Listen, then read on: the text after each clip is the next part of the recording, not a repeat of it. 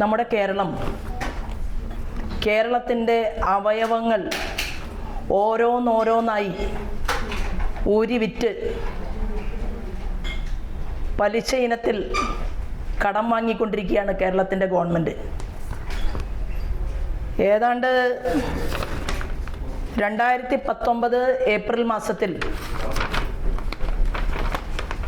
April മാസം ആദ്യം കേന്ദ്ര ഗവൺമെൻറ് പറഞ്ഞത് കേരളം വലിയ കടക്കണിയിലൂടെ മുന്നോട്ട് പോവുകയാണെന്നും കടം വീട്ടാനായി വീണ്ടും കടമെടുക്കുന്ന ഒരു സംസ്ഥാനമായിട്ട് കേരളം മാറുകയാണെന്നും വീണ്ടും ഇങ്ങനെ കടബാധ്യതയിലൂടെ സംസ്ഥാനം മുന്നോട്ട് പോയാൽ വലിയ ഒരു ദുരന്തമായിരിക്കും കേരളത്തിനുണ്ടാവുക എന്ന് ഉപദേശിച്ചതിന് ശേഷവും 2019 ഏപ്രിൽ മാസത്തിൽ 2150 കോടി രൂപ കടം വാങ്ങാനുള്ള പുതിയ ഐഡിയ ഉണ്ടാക്കി കിഫ്ബിയെ കൊണ്ട് എടുപ്പിക്കുകയാണ് സ്റ്റേറ്റ് ഗവൺമെൻറ് ചെയ്തത്.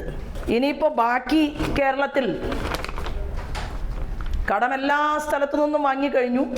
ഇനി ബാക്കി ആകെ ഇപ്പോൾ വിൽക്കാനുള്ളത് ജനങ്ങളുടെ കിഡ്നി മാത്രമാണ് എന്നുള്ള അവസ്ഥയിലൂടെയാണ് കേരള സംസ്ഥാനം മുന്നോട്ട് പോയിക്കൊണ്ടിരിക്കുന്നത്.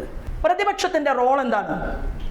പ്രതിപക്ഷം വളരെ സിമ്പിളായിട്ടാണ് ഈ കാര്യത്തെ കൈകാര്യം ചെയ്തത്.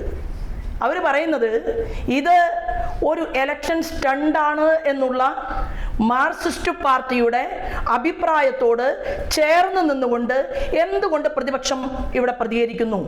ഇത് ഭാരതീയ ജനതാ പാർട്ടി പൊതുസമൂഹത്തിന് മുന്നിൽ വയ്ക്കുകയാണ്. ഏറ്റവും പുതിയ വാർത്തകളും വിശേഷങ്ങളും വിരൽ തുമ്പിലറിയാൻ സീ മലയാളം ന്യൂസ് എല്ലാ ഡിജിറ്റൽ പ്ലാറ്റ്ഫോമുകളിലും ലഭ്യം.